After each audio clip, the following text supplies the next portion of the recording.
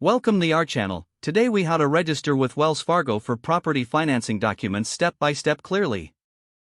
To register with Wells Fargo for property financing documents, begin by visiting the Wells Fargo homepage. Locate the Sign On option in the upper right corner of the screen.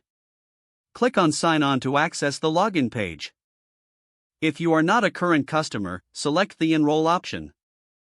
Enter your information as prompted, including your social security number and account type.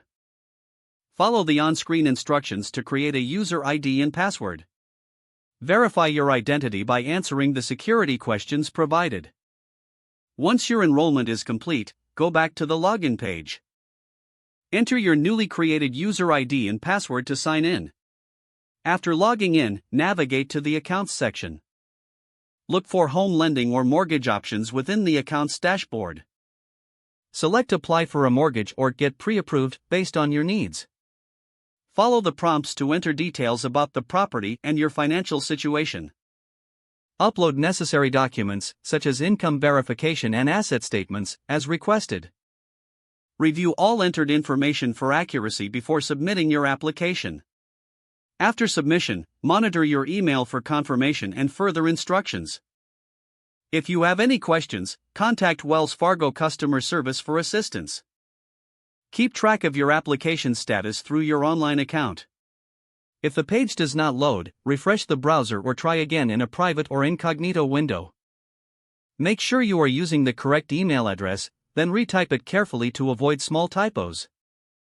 If your password is not accepted, use the Reset option and create a new strong password you can remember. Check your spam folder for verification or security emails, then complete any requested confirmation steps. Enable two-factor authentication if available to improve account security and reduce unauthorized access risk.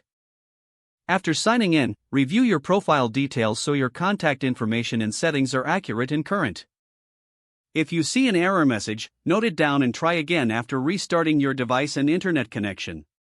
Log out when you finish, especially on shared devices, to keep your account and payment information secure. If the page does not load, refresh the browser or try again in a private or incognito window. Make sure you are using the correct email address, then retype it carefully to avoid small typos. Don't forget to like this video and subscribe to our channel for more step-by-step tech guides.